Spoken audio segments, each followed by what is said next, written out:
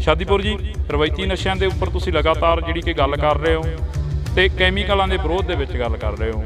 ਇਸ ਦਾ ਫਰਕ ਕੀ ਆ? ਕਿਉਂਕਿ ਨਸ਼ਾ ਤਾਂ ਨਸ਼ਾ ਹੁੰਦਾ कि जेकर पंजाब की जवानी नूं बचाउणा जिहड़े सथैंटिक नशे ने उन्हां तो बचाउणा चाहुंदे आ, चिट्टे फिक्के वाले जिहड़े नशे लाउंदे आ मुंडे उन्हां तो बचाउणा चाहुंदे आ ते रवायती नशे जिहड़े ने वो सरकारां नूं उन्हां दी परमिशन देनी पऊगी जिवें कोई स्टेटां दे विच चल रिहा। ये तां ही बच सकदे ने क्योंकि सारियां टोटल दवाइयां दे विच अफीम है जिहड़ी वो पैंदी आ। उन्हां नूं मरण तो बचाउण वास्ते जिहड़े सुहाग उजड़ रहे ने ठीक है कि नहीं, उन्होंने बचाने वास्ते सथैंटिक नशिਆਂ ਨੂੰ खत्म करने वास्ते रवायती नशे लियाने बहुत जरूरी। कई मावां रोंदियां देखियां ने, मावां कहंदियां ने कि साडा घर तां अफीम ने पट्टता सी, तेरा प्यो अफीम खांदा सी, सारी जमीन बेच के खा गया। कि अफीम दे नाल जमीनां बेचीਆਂ ਜਾਂਦੀਆਂ ने? ते जदों भुक्की खाण वाला बंदा जिहड़ा चिमचा भुक्की खा के मेहनती बंदा जिहड़ा वो भी मेहनत करके पूरी दिहाड़ी ला के अपने बच्चों का पेट पाल लैंदा ते जे उन्होंने भुक्की नहीं ना मिलती, पैसा नहीं है उहदे कोल ते गोलियां खा के जावे, कोई दिहाड़ी ते नहीं लैके जाता। रक्शे वाले ने गोलियां खाधियां, हुण ਉਹਦੇ रक्शे ते कोई नहीं बहिंदा, कोई भी आंदा उत्थे सुੱਟ दूगा किते ते जे भुक्की खाधी होवे ना 3 सवारियां दी गुंजाइश होवे 4 भाग ले जांदा जी। बूटा सिंह शादीपुर लगातार मुहिम शुरू कर रहे हैं, रवायती नशिਆਂ ਦੇ ਉੱਪਰ ਗੱਲਬਾत कर रहे हैं, पर ਉੱਥੇ ਜੇਕਰ ਗੱਲ ਕੀਤੀ ਜਾਵੇ ਤਾਂ ਕੈਮੀਕਲ ਨਸ਼ੇ ਚਿੱਟਾ ਵਗੈਰਾ ਦੇ ਖਿਲਾਫ ਹੋ ਖੜੇ ਨੇ। ਰਵਾਇਤੀ ਨਸ਼ੇ ਕੀ ਨੇ ਤੇ ਕੈਮੀਕਲ ਨਸ਼ੇ ਕੀ ਨੇ ਇਹ ਤਾਂ ਸਾਰਿਆਂ ਨੂੰ ਪਤਾ, ਪਰ ਅਸੀਂ ਬੂਟਾ ਸਿੰਘ शादीपुर ਤੋਂ ਵੀ ਪੁੱਛਦੇ ਹਾਂ। ਕਿਸਾਨ ਆਗੂ ਨੇ शादीपुर ਜੀ, ਰਵਾਇਤੀ ਨਸ਼ਿਆਂ ਦੇ ਉੱਪਰ ਤੁਸੀਂ ਲਗਾਤਾਰ ਜਿਹੜੀ ਕਿ ਗੱਲ ਕਰ ਰਹੇ ਹੋ ਤੇ ਕੈਮੀਕਲਾਂ ਦੇ ਵਿਰੋਧ ਦੇ ਵਿੱਚ ਗੱਲ ਕਰ ਰਹੇ ਹੋ। ਇਸ ਦਾ ਫਰਕ ਕੀ ਆ? ਕਿਉਂਕਿ ਨਸ਼ਾ ਤਾਂ ਨਸ਼ਾ ਹੁੰਦਾ। ਜਿਹੜਾ ਰਵਾਇਤੀ ਨਸ਼ੇ ਆ ਹਨਾ, ਉਹਦੇ ਵਿੱਚ ਆਪਣੇ ਡਾਕਟਰ ਮੈਂਬਰ ਪਾਰਲੀਮੈਂਟ ਰਹੇ ਆ ਇੱਥੋਂ ਆਪਣੇ ਤੋਂ ਪਟਿਆਲੇ ਤੋਂ ਵੀ, ਉਹਨਾਂ ਨੇ ਵੀ ਬੜਾ ਜ਼ੋਰ ਲਾਇਆ, ਬੜਾ ਉਹਨਾਂ ਨੇ ਕਸ਼ਮਾਕਸ਼ ਕੀਤੀ ਵੀ ਇਹ ਹੋਣੇ ਚਾਹੀਦੇ ਆ। ਹੋਰ ਵੀ ਲੋਕ ਲੱਗੇ, ਡਾਕਟਰ ਰਣਜੀਤ ਐਕੋ ਵੀ ਲੱਗਿਆ ਹੋਇਆ, ਔਰ ਅਸੀਂ ਵੀ ਸਾਡੀ ਵੀ ਜਥੇਬੰਦੀ ਵੱਲੋਂ ਇਹਦੀ ਕੋਸ਼ਿਸ਼ ਆ ਕਿ ਜੇਕਰ ਪੰਜਾਬ ਦੀ ਜਵਾਨੀ ਨੂੰ ਬਚਾਉਣਾ ਜਿਹੜੇ ਸਥੈਂਟਿਕ ਨਸ਼ੇ ਨੇ ਉਹਨਾਂ ਤੋਂ ਬਚਾਉਣਾ ਚਾਹੁੰਦੇ ਆ, ਚਿੱਟੇ ਫਿੱਕੇ ਵਾਲੇ ਜਿਹੜੇ ਨਸ਼ੇ ਲਾਉਂਦੇ ਆ ਮੁੰਡੇ ਉਹਨਾਂ ਤੋਂ ਬਚਾਉਣਾ ਚਾਹੁੰਦੇ ਆ ਤੇ ਰਵਾਇਤੀ ਨਸ਼ੇ ਜਿਹੜੇ ਨੇ ਉਹ ਸਰਕਾਰਾਂ ਨੂੰ ਉਹਨਾਂ ਦੀ ਪਰਮਿਸ਼ਨ ਦੇਣੀ ਪਊਗੀ ਜਿਵੇਂ ਕੋਈ ਸਟੇਟਾਂ ਦੇ ਵਿੱਚ ਚੱਲ ਰਿਹਾ। ਇਹ ਤਾਂ ਹੀ ਬਚ ਸਕਦੇ ਨੇ ਕਿਉਂਕਿ ਸਾਰੀਆਂ ਟੋਟਲ ਦਵਾਈਆਂ ਦੇ ਵਿੱਚ ਅਫੀਮ ਹੈ ਜਿਹੜੀ ਉਹ ਪੈਂਦੀ ਆ। ਅਸੀਂ ਤਾਂ ਸਰਕਾਰ ਤੋਂ ਮੰਗ ਕਰਦੇ ਹਾਂ ਕਿ ਉਹ ਨੌਜਵਾਨੀ ਨੂੰ ਬਚਾਉਣ ਵਾਸਤੇ ਜਿਹੜੇ ਰਵਾਇਤੀ ਨਸ਼ੇ ਨੇ ਉਹ ਉਹਨਾਂ ਦੀ ਪਰਮਿਸ਼ਨ ਦੇਣੀ ਚਾਹੀਦੀ ਹੈ ਤੇ ਇਹ ਸਟੈਂਟਿੰਗ ਨਸ਼ੇ ਜਿਹੜੇ ਨੇ ਆਟੋਮੈਟਿਕਲੀ ਬੰਦ ਹੋ ਜਾਣਗੇ। ਸਰਕਾਰਾਂ ਨੂੰ ਹੋ ਸਕਦਾ ਇਹਨਾਂ ਜ਼ੋਰ ਨਾ ਲਾਣਾ ਪਵੇ। ਜਦੋਂ ਦੇ ਇਹਨਾਂ ਨੇ ਬੰਦ ਕੀਤੇ ਆ ਇੱਧਰ ਜ਼ੋਰ ਲਾ ਰਹੇ ਨੇ, ਉਦੋਂ ਦੇ ਇੰਨੇ ਮਹਿੰਗੇ ਉਹ ਨਸ਼ੇ ਹੋ ਗਏ, ਹਰ ਇੱਕ ਦੀ ਪਕੜ ਤੋਂ ਬਾਹਰ ਹੋ ਗਏ ਨੇ ਤੇ ਸਾਰੇ ਮੁੰਡੇ ਜਿਹੜੇ ਨੇ ਨੌਜਵਾਨ ਲਾ ਲਓ ਜਾਂ ਹੋਰ ਲਾ ਲਓ, ਕੋਈ ਗੋਲੀਆਂ ਤੇ ਲੱਗ ਗਿਆ, ਕੋਈ ਚਿੱਟੇ ਤੇ ਲੱਗ ਗਿਆ, ਕੋਈ ਕਾਲੇ ਤੇ ਲੱਗ ਗਿਆ।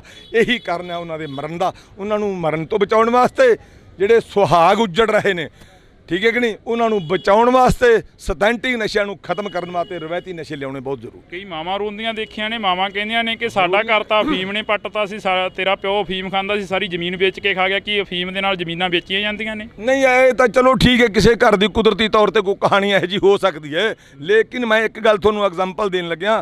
90 साल का कोई बजुर्ग होवे जिहड़ा नशा खांदा होवे, 90 साल का, 95 साल का, ठीक होएगा, ਉਹਦਾ ਟੈਸਟ ਕਰਾ ਲਿਓ ਤੇ 30-32 ਸਾਲ ਵਾਲਾ ਜਿਹੜਾ ਟੀਕੇ ਲਾ ਰਿਹਾ ਉਹਦਾ ਟੈਸਟ ਤੁਸੀਂ ਕੋਈ ਕਰਾ ਕੇ ਦੇਖ ਲਿਓ, ਉਹਦੀ ਮਸ਼ੀਨਰੀ ਸਾਰੀ ਫੇਲ ਆਊਗੀ। ਜਿਹੜਾ 95 ਸਾਲ ਵਾਲਾ ਮੇਰਾ ਖਿਆਲ ਉਹਦੇ ਠੀਕ ਹੋਊਗੀ ਉਹਦੀ ਅਜੇ ਵੀ। ਇਸ ਕਰਕੇ ਇਹਦਾ ਆਹੀ ਫਰਕ ਆ, ਬਸ ਫਰਕ ਆਹੀ ਹੈ ਉਹਦਾ, ਫਰਕ ਆਹੀ ਹੈ। ਜਿਨ੍ਹਾਂ ਨੇ ਫੀਮ ਖਾ ਕੇ ਜ਼ਮੀਨਾਂ ਵੇਖੋ ਅਗਵਾਈ ਭਰੀ ਜੀ ਮੌਕੇ ਦੇ ਉੱਤੇ, ਕੋਈ ਸਥੈਂਟਿਕ ਨਸ਼ੇ ਵਾਲਾ ਮੈਨੂੰ ਇੱਕ ਵੀ ਸਥੈਂਟਿਕ ਨਸ਼ੇ ਵਾਲਾ ਇੱਕ ਵੀ ਵਿਖਾ ਦਿਓ ਜਿਹਨੇ ਇਹ ਗੱਲ ਕਹੀ ਹੋਵੇ ਕਿ ਉਹਨੇ ਜ਼ਮੀਨ ਬਚਾਈ ਹੈ ਜਾਂ ਬਣਾਈ ਹੈ ਨਾ। ਤੇ ਇਹ ਨਸ਼ਾ ਜਿਹੜਾ ਫੀਮ ਵਾਲੇ ਆ ਨਾ ਉਹ ਦਿਨੇ ਵੀ ਕੰਮ ਕਰਦਾ, ਰਾਤ ਵੀ ਕਰਦਾ। ਤੇ ਜਦੋਂ ਭੁੱਕੀ ਖਾਣ ਵਾਲਾ ਬੰਦਾ ਜਿਹੜਾ ਚਿਮਚਾ ਭੁੱਕੀ ਖਾ ਕੇ ਮਿਹਨਤੀ ਬੰਦਾ ਜਿਹੜਾ ਉਹ ਵੀ ਮਿਹਨਤ ਕਰਕੇ ਪੂਰੀ ਦਿਹਾੜੀ ਲਾ ਕੇ ਆਪਣੇ ਬੱਚਿਆਂ ਦਾ ਪੇਟ ਪਾਲ ਲੈਂਦਾ ਤੇ ਜੇ ਉਹਨੂੰ ਭੁੱਕੀ ਨਹੀਂ ਨਾ ਮਿਲਦੀ, ਪੈਸਾ ਨਹੀਂ ਹੈਗਾ ਉਹਦੇ ਕੋਲ ਤੇ ਗੋਲੀਆਂ ਖਾ ਕੇ ਜਾਵੇ, ਕੋਈ ਦਿਹਾੜੀ ਤੇ ਨਹੀਂ ਲੈ ਕੇ ਜਾਂਦਾ। रक्शे वाले ने गोलियां खाधियां, हुण ਉਹਦੇ रक्शे ते कोई नहीं बहिंदा, कोई भी आंदा उत्थे सुੱਟ दूगा किते ते जे भुक्की खाधी होवे ना 3 सवारियां दी गुंजाइश होवे 4 भाग ले जांदा जे ते वधिया तरीके दे नाल अपना करदा काम चलांदा जे। इस करके मंग करदा कि सथैंटिक नशा नूं बंद करना। किते ये सवाल ना खड़े होण भी नशा बंद कराउंदे आपदियां लेके बह गए। नहीं बिल्कुल अज दा नहीं ना, अज तां एक हफ्ता लाई रखिया पटियाले, पूरा प्रोटेस्ट किया। एक हफ्ता सी टोल टैक्स उत्ते, एक हफ्ता पूरा प्रोटेस्ट किया और मंग पत्र सरकार नूं दिता है। हुण जल्दी असीं इहदा मंग पत्र फिर सेहत मंत्री नूं देण वास्ते जा रहे हैं और केंद्र सरकार तो मंग करदे कि जे दूजियां स्टेटां दे विच दित्ती है जिन्हां च परमिशन ते पंजाब नूं क्यों नहीं दिंदे यार? पंजाब नूं क्यों लगे हो मारन? पंजाब मर गया यार। पंजाब दे विच अद्धी जवानी बाहर चली गई, अद्धी नशे नाल मर चली, रह की गया इत्थे? ਅਜੇ ਵੀ ਸਬਰ ਕਰ ਲਓ, ਅਜੇ ਵੀ ਤਰਸ ਕਰ ਲਓ ਪੰਜਾਬ ਦੇ ਉੱਤੇ, ਪੰਜਾਬ ਦੀ ਜਵਾਨੀ ਨੂੰ ਬਚਾ ਲਓ ਯਾਰ ਜੇਕਰ ਤੁਸੀਂ। ਕੀ ਲੱਗਦਾ ਵੀ ਪੰਜਾਬ ਖਤਮ ਹੋ ਗਿਆ? ਕਿਉਂਕਿ ਪੰਜਾਬ ਦੇ ਵਿੱਚ ਹੜ੍ਹ ਆਏ, ਪੰਜਾਬ ਨੇ ਅੰਦੋਲਨ ਲੜਿਆ, ਐਡਾ ਵੱਡਾ ਅੰਦੋਲਨ ਜਿੱਤ ਕੇ ਪੰਜਾਬ ਦੇ ਵਿੱਚ ਵਾਪਸ ਆ ਗਏ। ਇਹ ਕਹਿੰਦੇ ਕਿ ਆਪ ਹੀ ਆਗੂ ਮਰੀ ਜਾਂਦੇ ਰਹਿੰਦੇ ਆ ਵੀ ਪੰਜਾਬ ਮਰ ਗਿਆ, ਪੰਜਾਬ ਖੱਪ ਗਿਆ, ਪੰਜਾਬ ਖਤਮ ਹੋ ਗਿਆ। ਇਹ ਉਹਨਾਂ ਘਰਾਂ ਨੂੰ ਐਂ ਕਰਨ ਜਿਹੜੇ ਇਹ ਗੱਲਾਂ ਕਹਿੰਦੇ ਨੇ, ਉਹਨਾਂ ਘਰਾਂ ਚੱਲ ਕੇ ਜਿੱਥੇ 70 ਵਿਸ਼ੇ ਨੇ, ਉਹਨਾਂ ਘਰਾਂ 'ਚ ਆਪਾਂ ਵੇਖੀਏ ਇਹ ਮਰਦਾ ਨਹੀਂ। ਇਹ ਗੁਰੂਆਂ ਪੀਰਾਂ ਦੀ ਧਰਤੀ ਹੈ, ਖਤਮ ਨਹੀਂ ਹੁੰਦੀ। ਵੇਖੋ ਜੇ ਦਿੱਲੀ ਮੋਰਚਾ ਲੱਗਿਆ ਤੇ ਕਿਵੇਂ ਲੋਕਾਂ ਨੇ ਅੱਗੇ ਲੱਗ ਕੇ ਕੰਮ ਕੀਤਾ। ਸਭ ਤੋਂ ਵੱਧ ਰੋਲ ਪੰਜਾਬ ਨੇ ਕੀਤਾ, ਹਰ ਇੱਕ ਚੀਜ਼ ਉੱਥੇ ਪਹੁੰਚਾਉਣ ਦਾ ਯਤਨ ਕੀਤਾ, ਹਰ ਇੱਕ ਸ਼ੈ ਵਾਧੂ ਕੀਤੀ। ਜੇ ਹੁਣ ਹੜ੍ਹ ਆਏ ਨੇ, ਹੜ੍ਹਾਂ ਦੇ ਵਿੱਚ ਵੀ ਸਾਰੀ ਜਵਾਨੀ ਜਿਹੜੀ ਹੈ ਜਿੱਥੇ ਕੋਈ ਨਹੀਂ ਪਹੁੰਚ ਸਕਿਆ, ਸਰਕਾਰਾਂ ਆਪਣੀਆਂ ਹੀ ਨਹੀਂ, ਉੱਥੇ ਤੁਹਾਡੇ ਨੌਜਵਾਨਾਂ ਨੇ, ਪੰਜਾਬ ਵਾਲਿਆਂ ਨੇ ਚੀਜ਼ ਪਹੁੰਚਾਈ। ਉੱਥੇ ਹਰ ਇੱਕ ਚੀਜ਼ ਲੋਕਾਂ ਨੂੰ ਕੱਢ ਕੇ ਲਿਆਂਦਾ, ਮੋਢਿਆਂ ਦੇ ਚੁੱਕ ਕੇ ਬੀਬੀਆਂ ਨੂੰ ਬਾਹਰ ਲੈ ਕੇ ਆਉਂਦੇ ਇੰਨੇ ਪਾਣੀ ਦੇ ਵਿੱਚੋਂ। ਇਹ ਪੰਜਾਬ ਦੀ ਜਵਾਨੀ ਦਾ, ਇਹ ਗੁਰੂਆਂ ਪੀਰਾਂ ਦੀ ਧਰਤੀ ਏ। ਇਹਦੇ ਉੱਤੇ ਹਰ ਇੱਕ ਨੂੰ ਇਹ ਤਰਸ ਆਉਂਦਾ ਜਦੋਂ ਕਿਸੇ ਤੇ ਭੀੜ ਬਣਦੀ ਏ। ਇਹ ਲੋਕ ਆਪ ਮੁਹਾਰੇ ਆਪਣੇ ਆਪ ਉੱਥੇ ਜਾਂਦੇ ਨੇ, ਠੀਕ ਹੈ, ਮਰਦਾ ਨਹੀਂ ਹੈ ਬਿਲਕੁਲ ਵੀ। ਪਰ ਵੇਖੋ ਨਾ ਯਾਰ, ਗਿਣਤੀ ਕਰਕੇ ਵੇਖੋ ਕਿੰਨੀ ਵਾਰ ਚਲੀ ਗਈ ਦੁਨੀਆ, ਕਿੰਨੇ ਰੋਜ਼। ਮੈਂ ਕਿ ਹੁਣੀ ਗੱਲ ਕਰ ਰਿਹਾ ਸੀ, ਐਡਾ ਮਾੜਾ ਨਸ਼ਾ ਹੈ ਉਹ ਯਾਰ, ਜਿਹੜਾ ਲਾਉਣ ਵਾਲਾ ਨਸ਼ਾ, ਮੇਰਾ ਖਿਆਲ ਉਹਨੂੰ ਵੀ ਸ਼ਾਇਦ ਪਤਾ ਹੋਊਗਾ ਵੀ ਜਦੋਂ ਮੈਂ ਸੂਈ ਅੰਦਰ ਲਵਾੜਤੀ ਸੂਈ ਤੇ ਬਾਹਰ ਕੱਢਣ ਤੋਂ ਪਹਿਲਾਂ ਜਿਹੜੀ ਮੇਰੀ ਜਾਨ ਨਿਕਲ ਜਾਣੀ, ਉਹ ਫਿਰ ਵੀ ਲਾ ਲੈਂਦਾ। ਕੀ ਉਹਦੀ ਮਜਬੂਰੀ ਹੈ?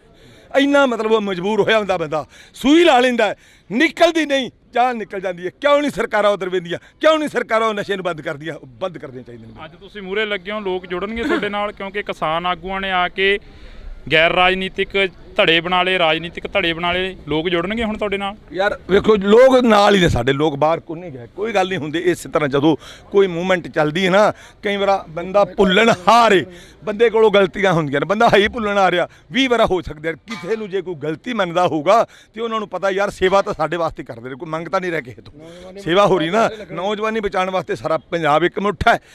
ਜੇ ਯੂਪੀ ਤੋਂ ਵੀ ਹੁਣ ਟਕੈਤ ਸਾਹਿਬ ਨੂੰ ਯਾਨੀ ਤੋਂ ਵੀ ਇਸੇ ਗੱਲ ਵਾਸਤੇ ਆਏ ਨੇ। ਸਾਰਾ ਪੰਜਾਬ ਇੱਕ ਮੁੱਠ ਹੈ, ਹਰ ਮਸਲੇ ਤੇ, ਇਕੱਲੇ ਇਸੇ ਤੇ ਨਹੀਂ, ਹਰ ਮਸਲੇ ਤੇ ਇੱਕ ਮੁੱਠ ਹੈ, ਇੱਕ ਮੁੱਠ ਰਹੂਗਾ।